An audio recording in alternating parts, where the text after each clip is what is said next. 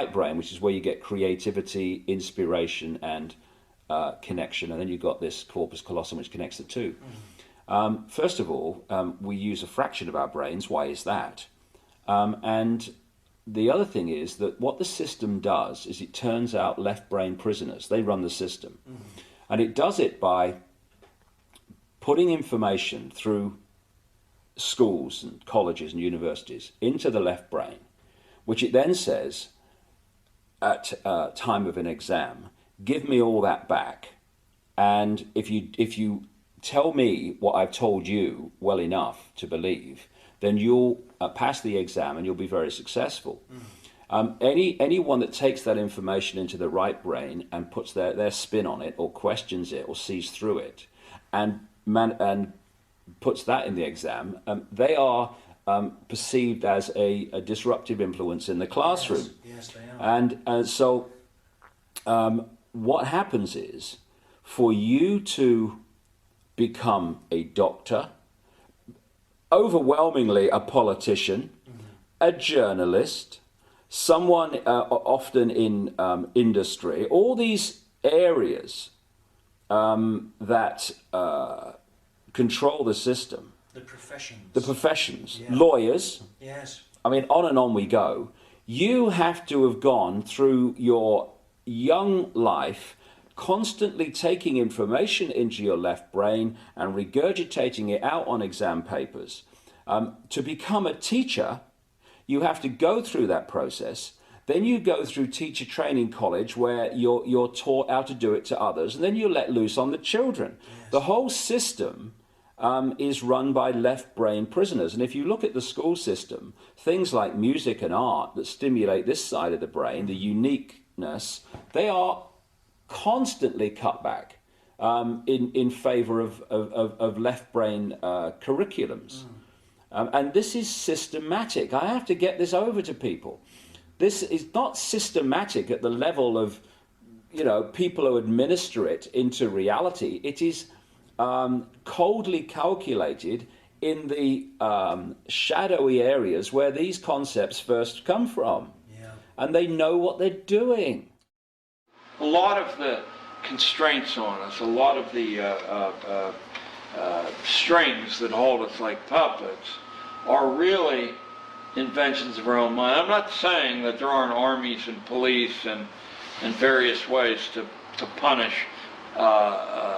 deviance, but there isn't any way to punish a large number of deviants.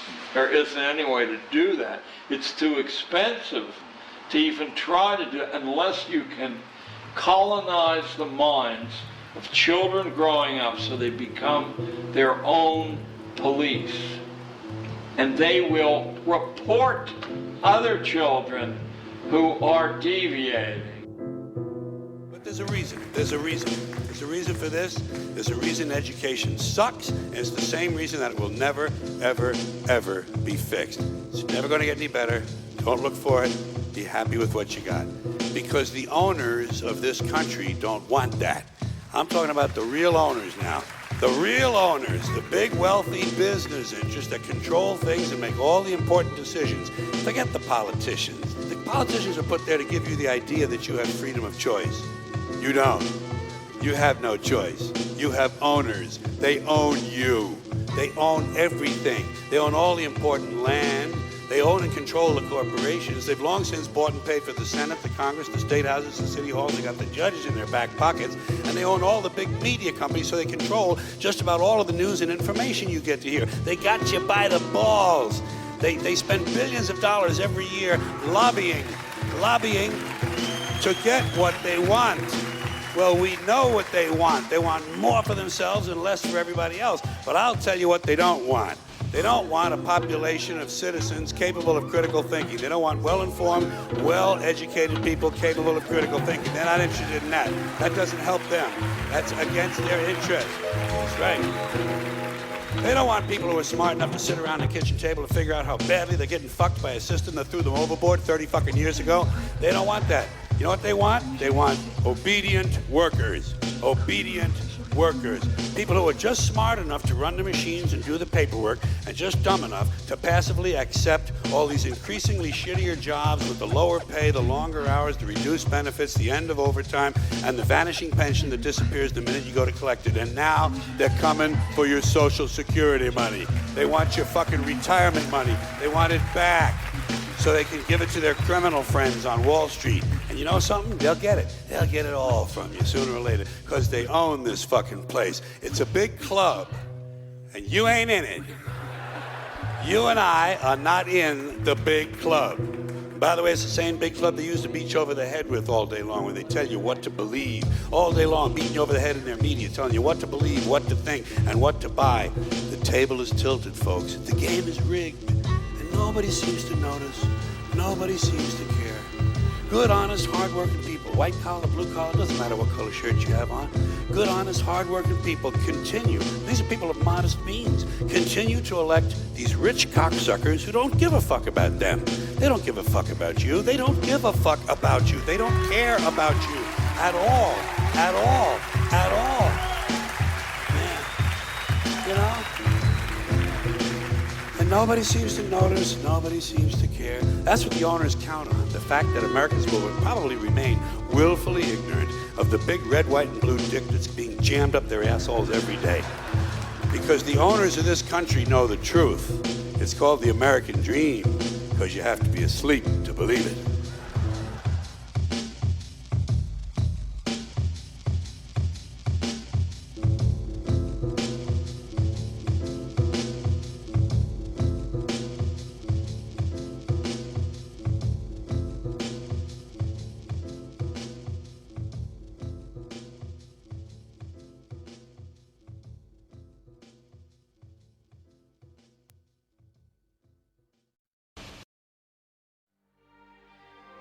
Did Hitler get elected on Monday and start throwing people into ovens on Friday? No, it was a gradual process. The first thing that Hitler did was start to write newspaper articles. Everything that was going wrong was the Jews' fault. They're the ones that caused all these problems. Did the Jews write their own newspaper articles and go, I disagree? So then the Jews had to wear the Star of David so we can tell who you are. Did they say, no, that's a violation of my privacy, I don't have to tell you? No, the Jews decided, well, it's a religious symbol. We love God. We should be proud to wear the Star of David. Eventually, the Germans came in and they broke all of the windows in all of the Jewish businesses in one weekend. The Saturday night was known as Kristallnacht, which is German for Night of Glass.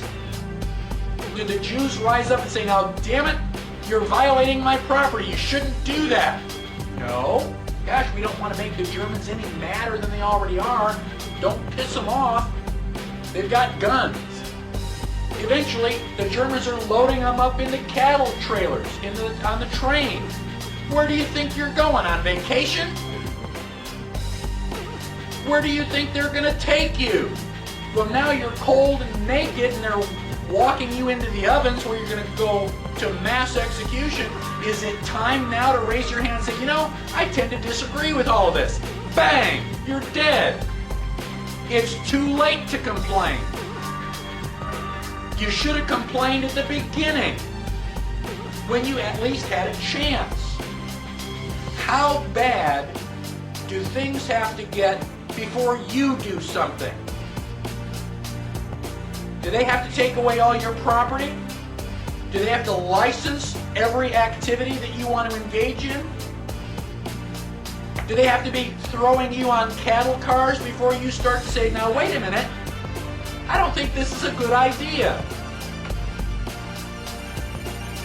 How long is it going to be before you finally resist and say, no, I will not comply? Period.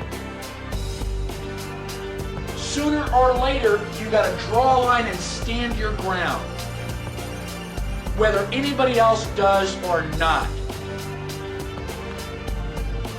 That is what liberty is all about. This is the difference between the